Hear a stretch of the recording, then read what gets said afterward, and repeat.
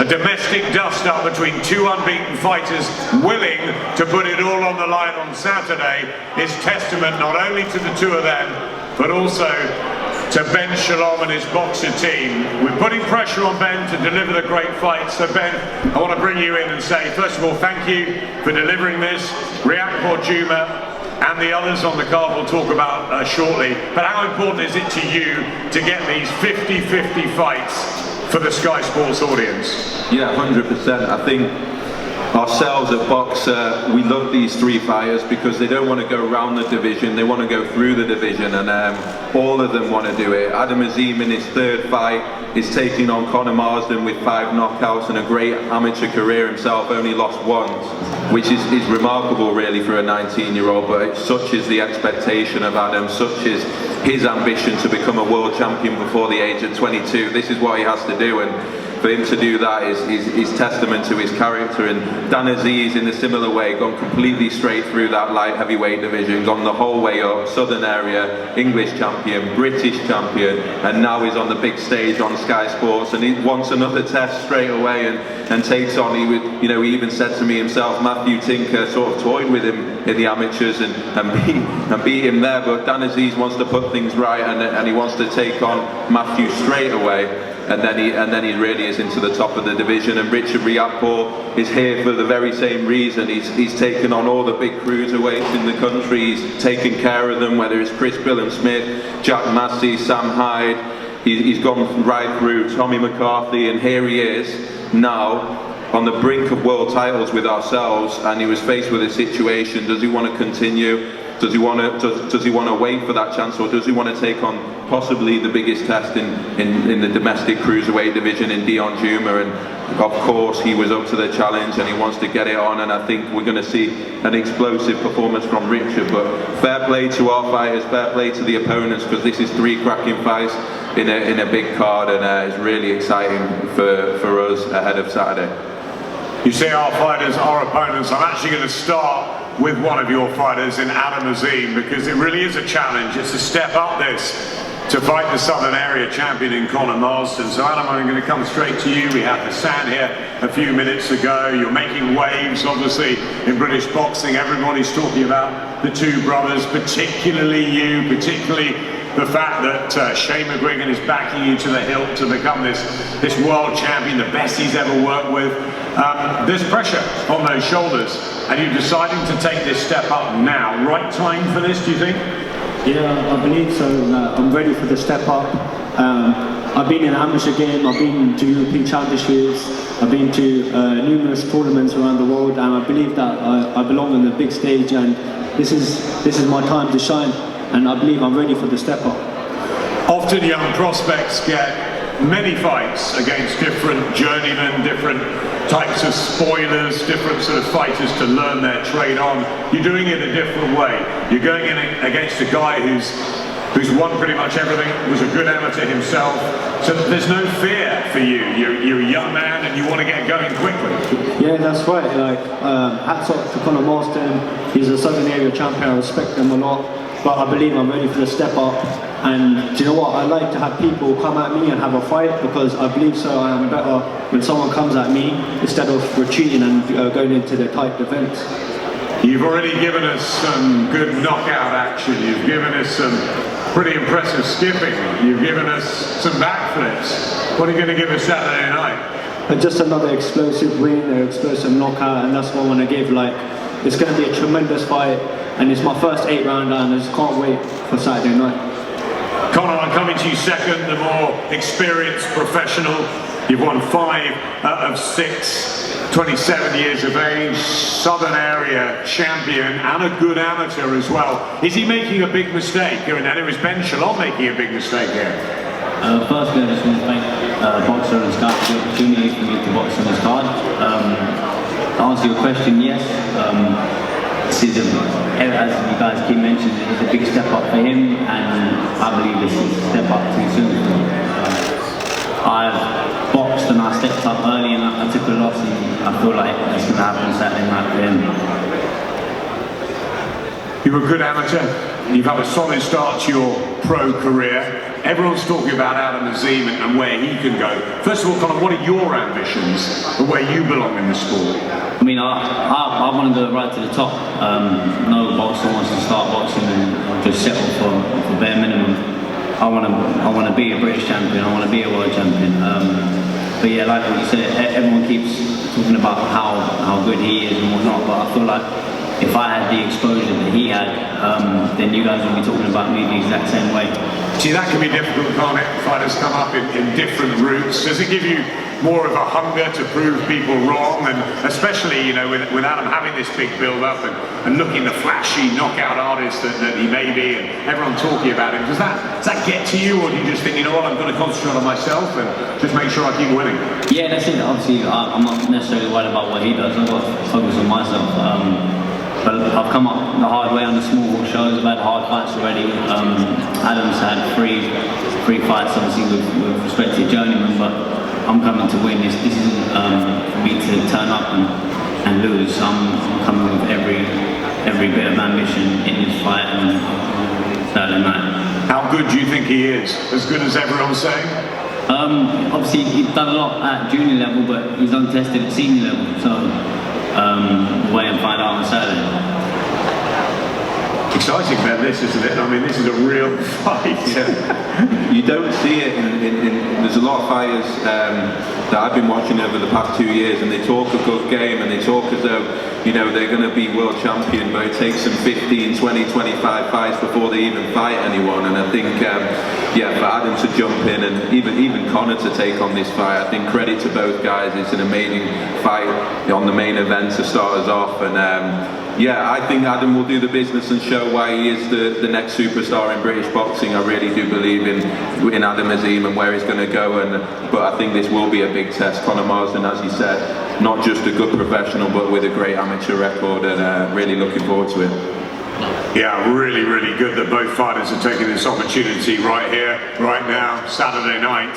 So too, a big chance for a fighter you may not have heard of in recent times, but he was a hell of an amateur himself. He's been based out in America, and as Ben said, he's already got a win over the guy he's in front of in the professional ring on Saturday. I'm going to welcome Matthew Tinker back to the UK. It's been a while, Matthew. How's life been in the States?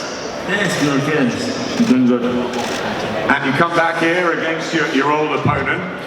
He told me the other day that you pasted him in the amateurs. What's your memory of that fight? I'll be honest, I can't really remember the fight. You know, it's a long time ago. I can remember things around the fight. The fight was at Porchester Hall in West London.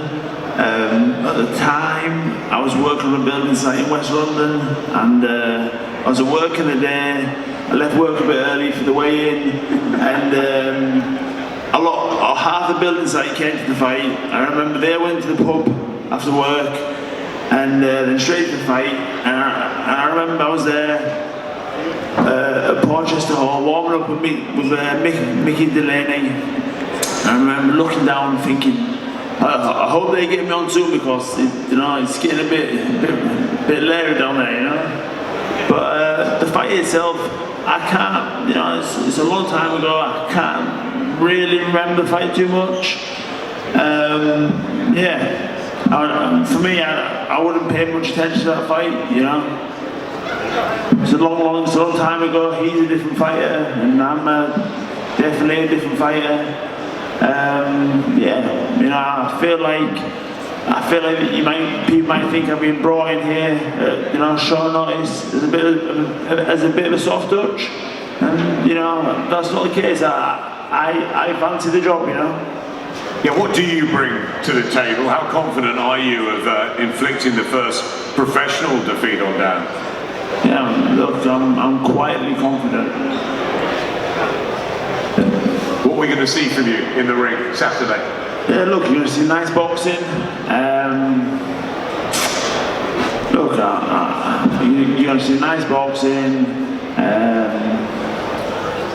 and that's it. I'm not going to, look, I'm not going to say too much, but I'll let you all know I fancy the job, Quality fighter Matthew Tinker in with Dan Aziz, who really woke us all up at Wembley a few months ago when he burst onto the British scene, winning the title in a really good performance against Jose Burton, who was fancied by many at the time, and it was a destructive win from Dan Aziz. He's a likeable guy, he's got a great story. Let's bring him in, champion of Britain. I know you want to do things the old-fashioned way, but you want to get going, you want to fight anyone they put in front of you, and you've got your old foe in Matthew Tinker. He might not remember the fight, but you did, didn't you? Yeah, like I said, I remember it quite well because it was quite a basting. But he was very. He had a strong pedigree as an amateur. He probably doesn't remember because he had quite a few fights. I was a little bit raw, and yeah, come Saturday night, I just want to prove to myself that. Yeah, I'm a different fighter from those days. Do you know what I mean? He's a good amateur, and I believe he's a good pro as well. He's got a very action-packed style, and I just think our styles will gel. And I think Saturday night the fans are gonna have a good bout to watch. Yeah, it's a battle of the unbeatens again, which is always fascinating.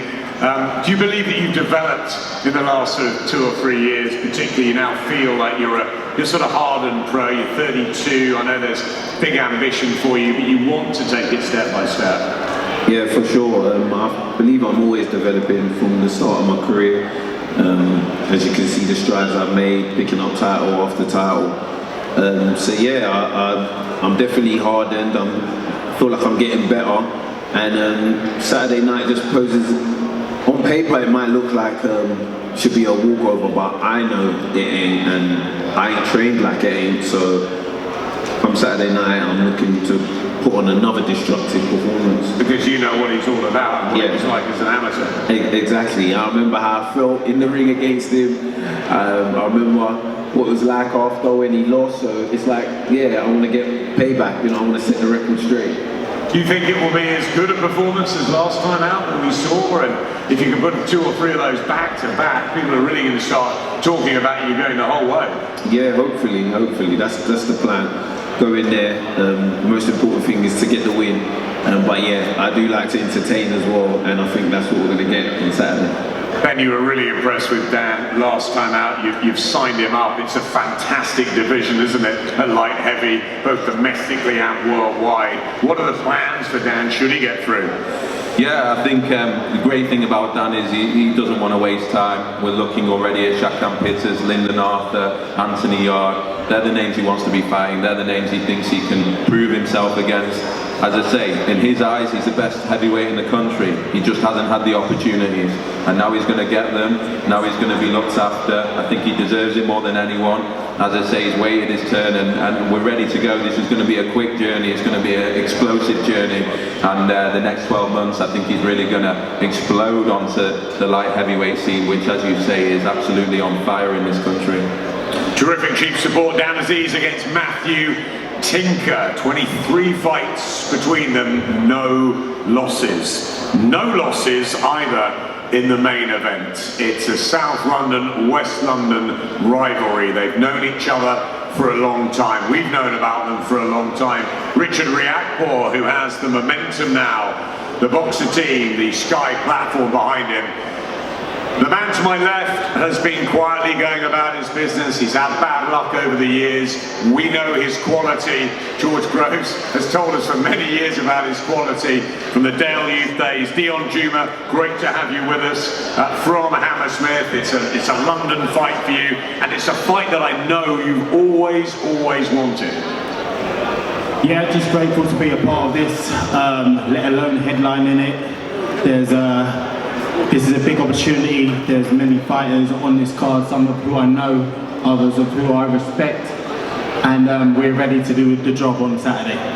You were going to fight Miguel Lawal. You've had the same notice as Richard's had with a change of opponents. How has that affected things in training, or did you always think at the back of your mind, one day I'm going to get him, so I've got to be prepared? Yeah, I've said this on many interviews before.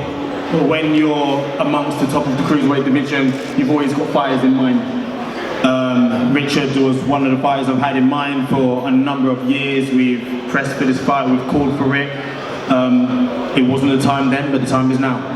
The time is now. You're both 32. The opportunity, should you win on Saturday night, are huge in this cruiserweight division. What makes you think you've got the arsenal, the minerals, the talent to inflict the first defeat on Richard Riakporhe? I think Richard is still very early in his learning curve.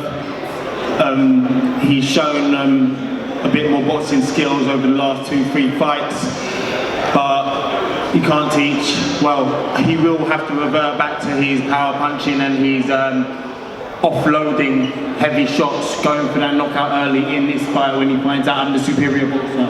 So this is what we expect from him, and this is what we know is going to happen.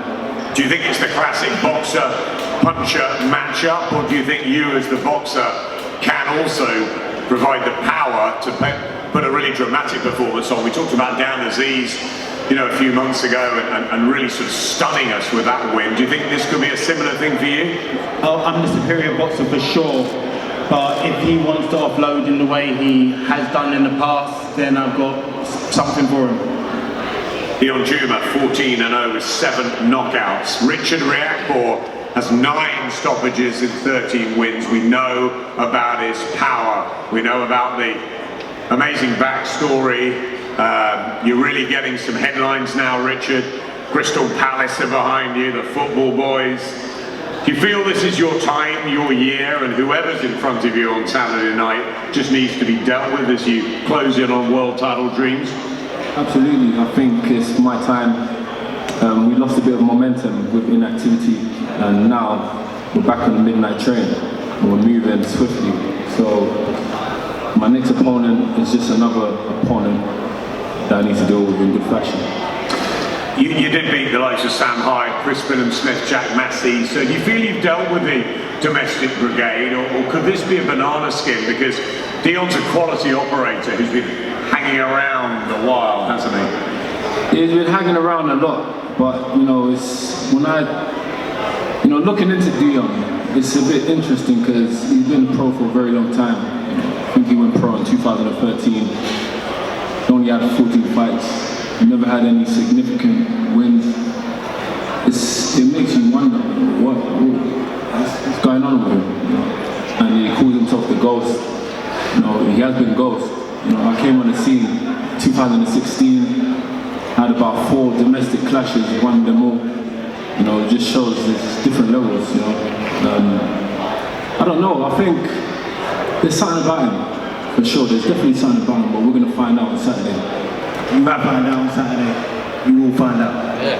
We're definitely going to find out because I don't know. It's I think you went to the GB squad. You went into the GB squad. You didn't. I think you got a position, but you didn't take it up. I got dropped from the GB squad. Okay, you didn't. Okay. Then you went to Southland. Then you was at Southland, and nothing happened there. No. It's a bit weird. It's gonna happen now, though, isn't it? Well, I don't know, man. I think there's something about it. Maybe it's bad luck. Maybe that's your thing, but You've got good I feel luck. I'm fighting you, though, aren't I? I feel like there's something going on. But we're gonna put our finger on it, definitely. A lot of people are seeing it as the classic boxer-puncher matchup as a really, really good fight. We're going to fight Fabio Turchi. It's a change. It's credit to both of you for taking it. How do you think it will manifest on Saturday night? Do you think we'll get a really crackling fight, the mix of the styles? Yeah, I think it's going to be a good fight. Dion, he seems like he's on game. He seems like he's been talking a good game. And he's undefeated as well, so I understand how the undefeated fighters are quite stubborn. But I feel like once I start letting my hands go and start connecting, I just don't think he's conditioned to absorb the punishment that I will dish out. Richard, we talked earlier in the undercard press conference about Ben Davidson, about Shane McGuigan.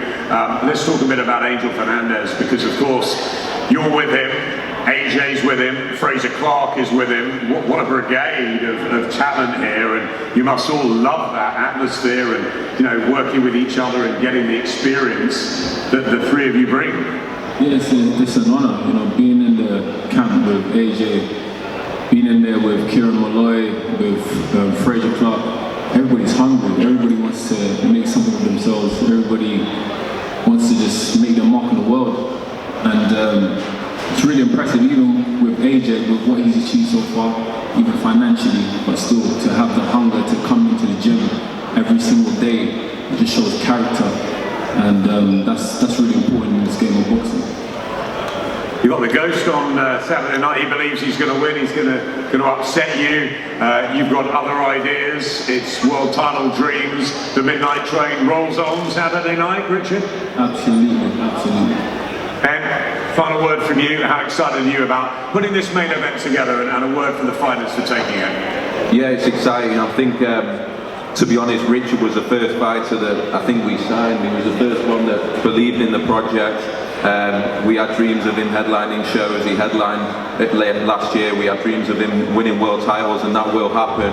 And unfortunately, Fabio Turchi pulled out, and it just shows, as I say, Richard's character to take this on. It's amazing as a promoter. It's amazing for the fans. But yeah, Richard will deal with Dion on Saturday night. He's got a lot of power. He's dealt with everyone else, and then we'll be on to world titles. But credit for Dion Jumah. I don't overlook him. He's a top operator as well, and all these fighters up here, they're in, you know, what fans would consider 50-50 or 60-40 fights, and yeah, it's going to be an amazing night. We look like we've got a huge crowd in there. Richard's got his Crystal Palace Ultras coming down as well, and it's going to be a crackling atmosphere. I can't wait. It's a fighter's fight, because I know George Groves, David Hay have been telling me about Dion Jumah and how good he is for years. I know AJ's down, Fraser Clark will be working with us.